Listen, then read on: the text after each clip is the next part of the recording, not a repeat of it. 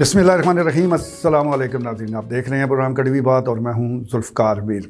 नाज़रीन, वज़ारत ख़ज़ाना की तरफ से 17 अरब 40 करोड़ रुपए इलेक्शन कमीशन ऑफ पाकिस्तान को जारी करने के बाद ये उम्मीद हो चली है कि अब 8 फरवरी को इलेक्शन होने जा रहे हैं। इससे पहले भी 10 अरब रुपये जारी किए गए थे, यानी मजमूई तौर पर 27 अरब 40 करोड़ रुपये इलेक्शन कमीशन ऑफ पाकिस्तान को जारी कर दिए गए हैं, जिससे इन शकूक व शुबहात को वो कमज़ोर हुए हैं, वो शकूक व शुबहात की जिसके हवाले से इलेक्शन के इनेकाद पर उंगलियां उठाई जा रही थी। 8 फरवरी के हवाले से अब तैयारियां अपने अरूज पर हैं और इसके साथ साथ हम ये देख रहे हैं कि ख़ास तौर पर मुस्लिम लीग के नून के जो उम्मीदवार हैं हल्का एन 58 को लेकर तो मुख्तलिफ पैनल सोशल मीडिया पर गर्दिश करते रहते हैं और ये दावा किया जाता है कि एन 58 पर ये पैनल हतमी है। हालांकि ऐसा कुछ भी नहीं है।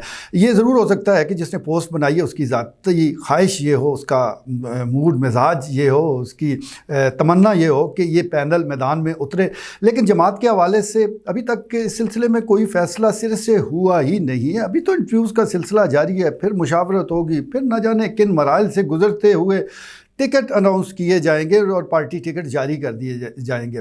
अभी तो वो कह सकते हैं कि हनूज़ दिल्ली दूर है। कोई भी सियासी जमात इतनी बेवकूफ़ हरगिज़ नहीं होती कि वो इतने कबल अज़ वक्त कैंडिडेट्स का ऐलान कर दे और बाकियों के लिए मैदान खुला छोड़ दे कि वो किसी भी सियासी जमात में जाएं, कोई अपना और जो सियासी मुफाद है वो कहीं और से हासिल कर ले। ऐसा कोई भी नहीं करता। जितनी भी सियासी जमातें हैं वो ऐन उस वक्त टिकट के हवाले से फ़ैसले करती हैं जब दीगर लोगों के लिए कोई मौका बचता ही नहीं है। ज़्यादा से ज़्यादा वो ये कर सकते हैं कि आराम से घर बैठ जाए या किसी की हमायत का ऐलान कर दे, इससे आगे उनके लिए वो कोई छोड़ता नहीं है। इसलिए यहाँ इस बार भी ऐसा ही होना है। अभी तक किसी किस्म का किसी का भी टिकट फ़ाइनल नहीं हुआ और इस सिलसिले में इंटरव्यू और मुशावरा तो ये सारा सिलसिला जारी है। जब इलेक्शन शेड्यूल का ऐलान होगा टिकटों के हवाले से फिर मामलात वो हतमी तौर पर देखे जाएंगे।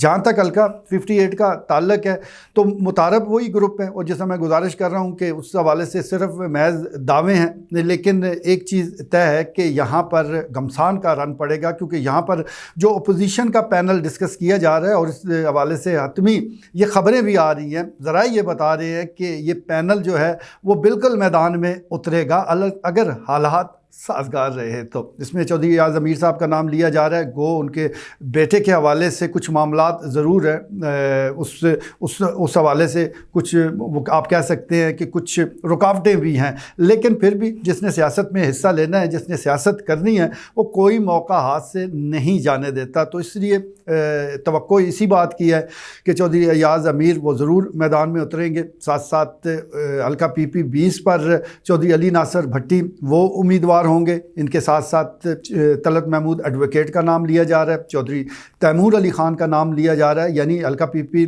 20 के हवाले से 3 कैंडिडेट तो इस वक्त भी PTI के मैदान में मौजूद है। इसी तरह हल्का PP 21 का अगर हम जिक्र करें तो वहाँ तारक अफजल कालस वो उम्मीदवार मौजूद हैं। तो यहाँ पर पूरा पैनल पाकिस्तान तहरीक-ए-इंसाफ का मौजूद है, लेकिन अब देखना पड़ेगा क्या कि इनके हाथ में बल्ला होगा, क्या उस बल्ले से ये खेल सकेंगे, कोई हिटें लगाएंगे, कोई जाराना बैटिंग करेंगे। तो इस हवाले से शकूक व शुबात ज़रूर मौजूद हैं। ख़ास तौर पर अकबर एस बाबर जो PTI के दावा करते हैं कि वो फाउंडर मेंबर हैं, तो वो जिस तरह नुमादार हुए, फिर इलेक्शन कमीशन ऑफ पाकिस्तान में उन्होंने दरख्वास्त दायर कर दी है। तो आजकल कोई काम भी ऐसे नहीं होता, सब इशारों से होते हैं। तो यहाँ पर भी कोई इशारा हुआ होगा और जब इशारा होता है तो उसका कोई ना कोई मतलब भी होता है, कोई ना कोई उसका रिज़ल्ट निकालना होता है। देखते हैं कि यहाँ थैले से बिल्ली किस रंग की बाहर आती है, और अगर पाकिस्तान तहरीक-ए-इंसाफ के उम्मीदवारों के पास बल्ला ना हुआ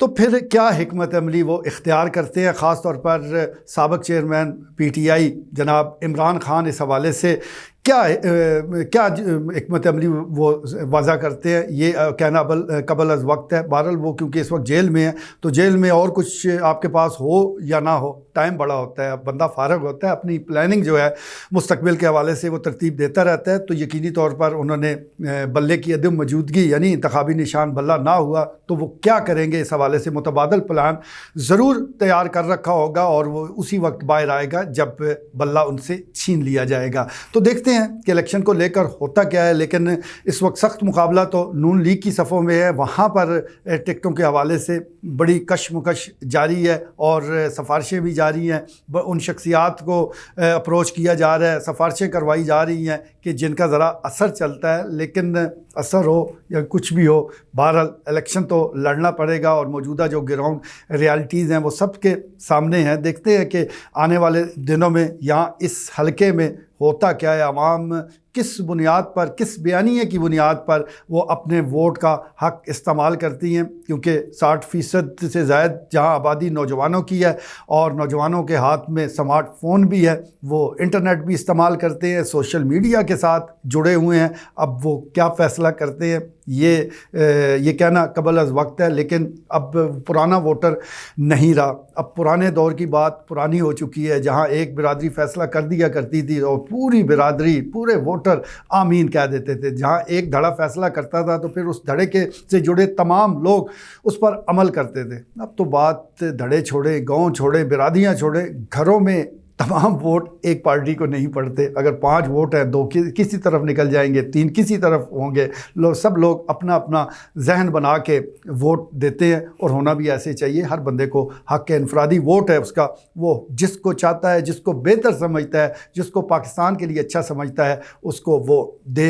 लेकिन हम उम्मीद करते हैं कि ये इंतखाबात इतने कम से कम साफ़ शफाफ ज़रूर होंगे कि जो वोट जिसको डलेगा उसी का निकलेगा भी। आज के लिए इतना ही, इजाज़त दीजिए। अल्लाह ने के बाद।